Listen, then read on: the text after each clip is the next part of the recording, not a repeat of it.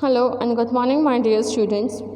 Today we are moving further with the next part of the insurance with the second chapter, and the name of the chapter is Business Services Part 1.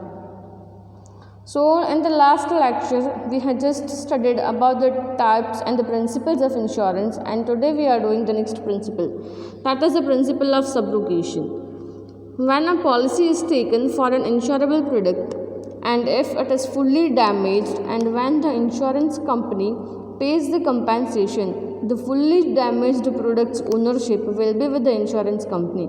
This principle is not applicable in the case of life insurance. So what this principle is saying, that when the person who has taken the insurance, and if the insurable product means the goods on which the insurance is taken, if that goods are totally damaged, that is fully damaged, the insurance company will pay the full compensation to the insurer, but the fully damaged product means the ownership of that fully damaged product will be with the insurance company. So in this, what will happen, that if we are having a goods worth rupees 5,000, we are having a goods worth rupees 5 lakh, and if we have taken the insurance of rupees 5 lakh as well, then the insurance this principle is applicable, and the insurance company, if we had suffered a full damage of goods worth rupees 5 lakh, then the insurance company will pay the compensation to us, that is we are the insuring. So the insurance company will pay the compensation to us, but the ownership of that damaged goods will be with the insurance company. So the insurance company will take the damaged goods with them, and they will do whatever they want to do, but we cannot, means the owner of that goods will not be able to sell that damaged goods, because if he is selling that damaged goods, then he will get the double profit, as he will take 5 lakh rupees from the insurance company as a part of his compensation, and he will also sell that damaged goods, and by selling that damaged goods he will get something in return, which will be treated in the terms of monetary measure. So the insurance company will not allow the insurer to do this thing. So the insurance company will take the ownership of that damaged goods and will sell. But this principle is not applicable in the case of life insurance. Our next topic is types of insurance. Mainly there are two types of insurance. The first one is life insurance, and the second one is general insurance. So first, what is life? There are two parts in the life insurance, that is whole life insurance and endowment insurance. And in the general insurance there are three categories. The first one is of goods transportation insurance, second is fire insurance, and third is other general insurance. Goods and transportation insurance includes marine insurance, air insurance, rail and road insurance. And other general insurance includes insurance against loss, health insurance, insurance against theft, animal insurance, group insurance, sports insurance, vehicle insurance, third party insurance, credit insurance, insurance of loyalty against fraud, accident insurance, insurance against natural calamities, employees compensation insurance, and employees compensation insurance. The first we are going to study is life insurance, and in that the first one is whole life insurance. When a person who is insured dies, the insurance company undertake to pay the pre-decided sum as a compensation to the legal heirs of the deceased according to the contract or an agreement. It is known as a whole life insurance. The insurer has to pay the periodic premium which is to be paid through his life. So what the whole life insurance policy is, that if the person dies, for example Mr. X dies, and he was paying the premium to the insurance company. So after the death of his insurance, this is about the life insurance. So it is but obvious that if the person has taken his life insurance, and over here in our example Mr. X has taken his life insurance and he is paying the premium as well to the life insurance corporation. So after the death of Mr. X, the insurance company is liable to pay the pre-decided amount which is as a part of the compensation which is decided in the agreement to the legal heirs of the deceased. What do you mean by the legal heir of the deceased? Means legally, after the death of Mr. X in the contract, whosoever person's name is mentioned as the legal heir, might be possible that his wife's name, his son's name, his daughter's name, his father's name, his brother's name, whosoever's name is mentioned in that insurance contract, as a compensation of his life insurance will be handed over to that person who is treated as a legal heir as per the contract of insurance. Life is precious and hence there cannot be any price decided for it. An insurer decides the value of his life and his capacity to pay the premium. In this case, the principle of indemnity cannot be applied at the time of death of an insuree. If the death is not unnatural, the insurance company has to give the full amount as per the contract to their heir of the deceased. So, if the death is not unnatural, means पता ही था कि वो इंसान बीमार है, इतने सालों से बीमार है, then the insurance company is not liable to pay the full amount. But if certain death, means by the help of accident or anything like that, if the death occurs in that case, the insurance company is liable to pay the full amount to the legal heir of the deceased person. Deceased person means the person who is already dead. Endowment insurance, when the insurance company promises to pay the policy amount to the insuree at the end of the policy period of to him or to the legal heir in the event of his death, it is known as endowment insurance. So, after the specific period that we will take the insurance policy for 10 years, and what the insurance company will do at the end of the 10 years, whatever if you had paid the premium for 10 years, whatever the sum of amount, that is what the insurance company, they will pay that amount to the insuree at the end of the insurance period. If the person who has taken the insurance, Mr. X for example, so Mr. X has taken the insurance, and at the end of 10 years, if Mr. X is alive, the insurance company will pay the full amount to the Mr. X, and if the Mr. X is dead or if Mr. X is not alive, the insurance company will pay the amount to the legal heir of the Mr. X. And how much amount in return the insurer pays a decided amount as a premium periodically till the duration of the policy.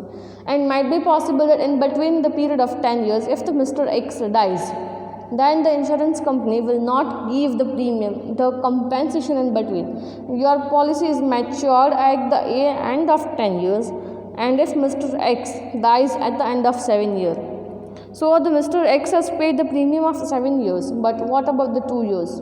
8, 9 and 10, 3 years. What about the remaining 3 years? The legal heir of Mr. X has to pay the amount to the insurance company for the remaining 3 years, and at the end of 10 years only the legal heir of the Mr. X will get the compensation. Second is general insurance, and there are 3 types of general insurance. First is goods transport insurance, fire insurance and other forms of general insurance.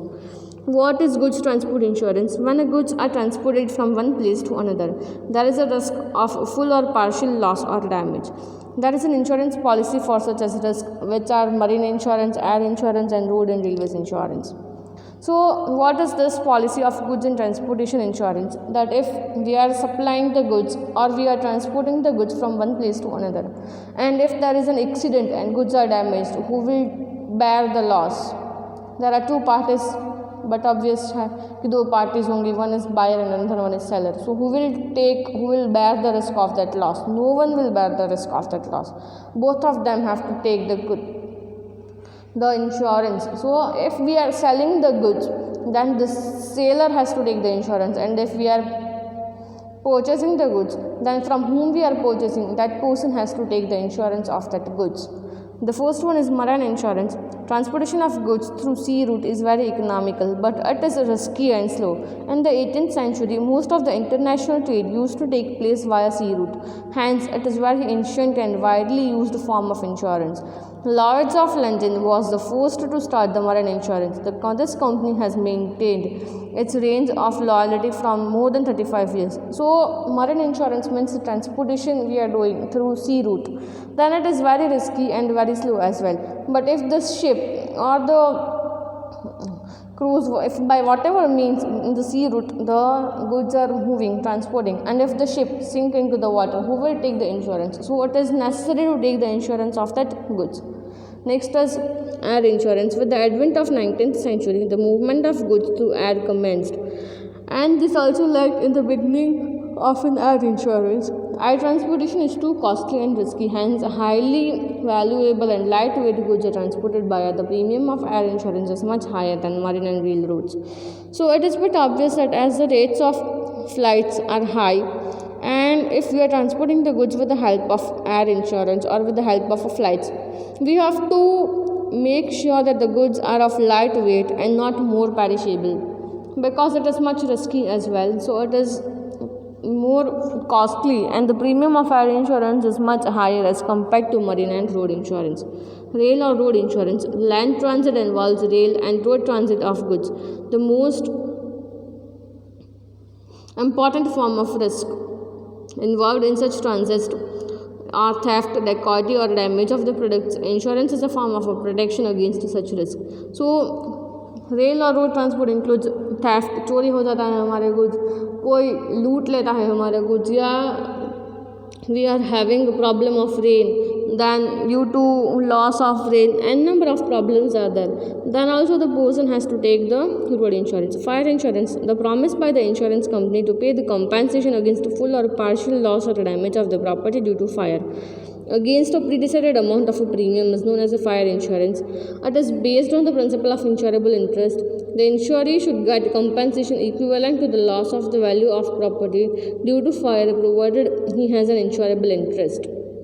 So over here the insurance company has to pay the full or the partial damage of the property against a fire, and how much amount it will be paid, whatever the amount is pre-decided in the agreement, that will be paid, and it is known as fire insurance, and it is based on the principle of insurable interest. The insurer should get the compensation, how much compensation the insurer will get, which is equivalent to the loss of the property due to the provided insurable interest. Other general insurance.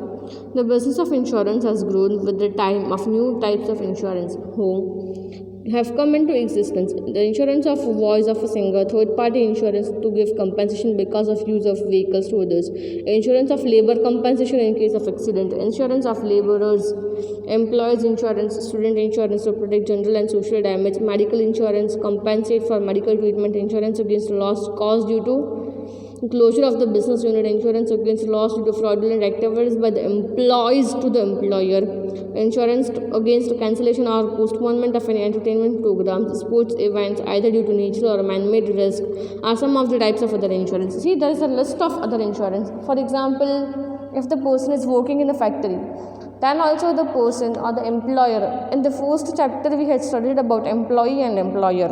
So the employer has to take the insurance of the employee, that if while working on the machinery in a factory, if the person occurs any loss might be possible that accidentally he loses his one hand, he loses his ability of seeing, if noisable machineries are there, he will be able to lose his capacity of hearing, if the singer is there, then he will take the insurance of his throat, and number of insurance are there. So these are the types of other general insurance. Mediclaim is also one type of an insurance which is helped in the medical field. And you have to copy this chart which is given in the last slide into your fair book. Thank you.